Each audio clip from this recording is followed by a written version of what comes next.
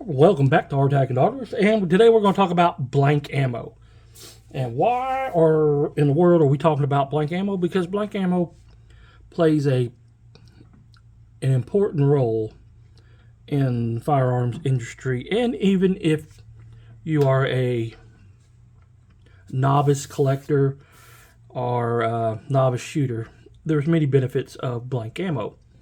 Well, the first thing is that blank ammo, the most important thing is that this can still kill. If it's close enough, you can be killed, injured, greatly bodily harm with a blank ammo round. And the reason why that is because it's filled with gunpowder. And then sometimes pieces of the brass will come off downrange. This has got red paint on it to help it hold it in. Now, what are some of the benefits of blank ammo?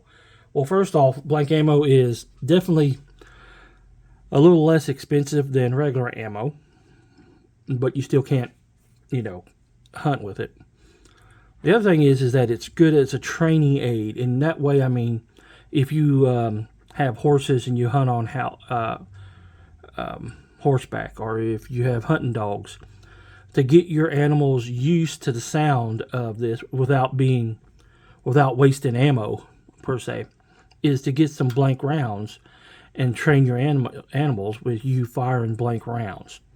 And the other thing is that blank rounds, even though you don't get to see a target, you hit what you hit with it because it's mainly powder, but you'll be able to learn bigger trigger pull, this and that.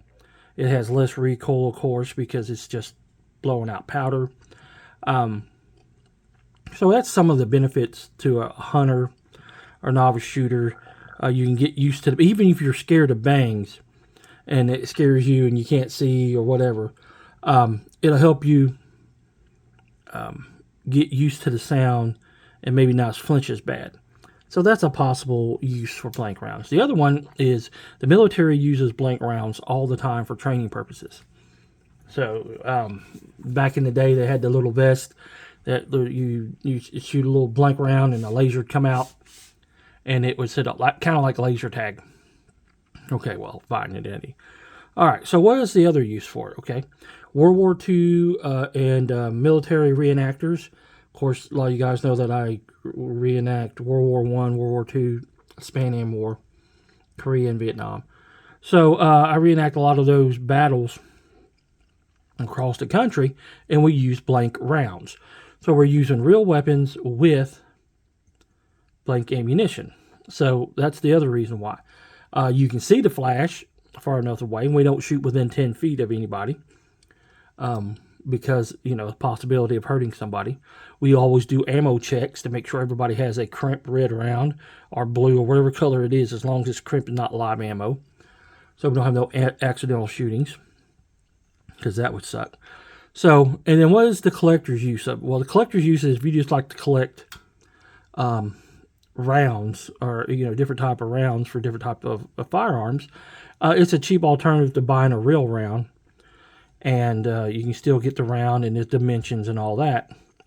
So this one right here, so what's the other use for collectors? Other than that, you can turn around and use it for checking chambers. What do you mean checking chambers? So if you got this old gun and one, you think it's in, let's say this one right here is 303 British, and this is a PPU, so it's new production. So you think it's a 303 or is it a 308? You don't know. Well, you can throw this case in there and see if it chambers right. Great, it's a 303. If it doesn't chamber, it's a 308. Or it could be a 410. Who knows with some of those infills you're getting out of R-TI. And this goes in relation with my R-TI videos. So I got a number 1 Mark III. I don't know if the head space is great on it. So what I'll do is that I will go to the range, and I'll film this, of course, and you'll see it. And after I have the bolt back together, I'll chamber 1 303 British blank round in it, and I'll fire it. And then what I'll do is I'll come out and I'll look at the case and see if there's any issues on the case.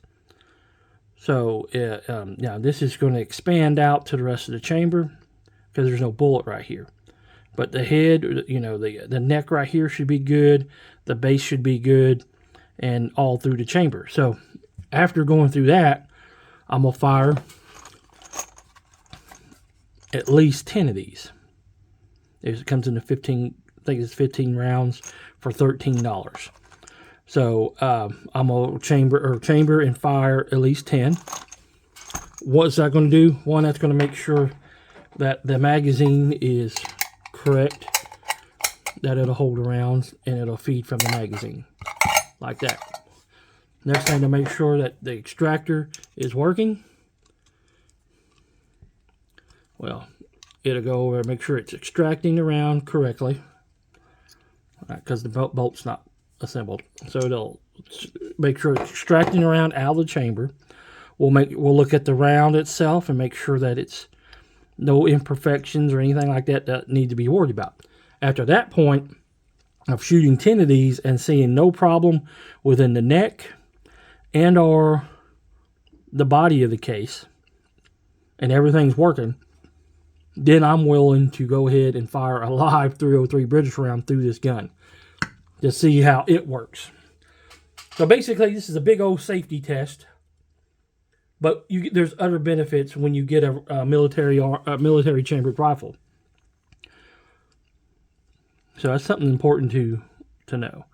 And that's the way I test old surplus guns, because not everybody has a no-go gauge with their old style military rifle, and no one has the funds to buy one for everyone.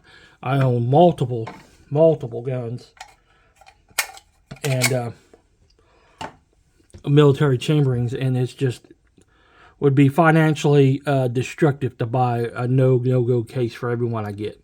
So now, if I was just specifically buying or purchasing one type of ammo constantly, then this would be where you need a no-go gauge. So anyway, that's just my opinion, and then opinions are like buttholes. Everybody's got one. Please like, share, and subscribe to the channel. That means a lot to us. Check us out on X and the Mean Green Rumble channel. We're over there as well. And on the Instagrams, because why not? And remember, it costs nothing to be kind to one another, and we'll catch you guys and gals next time.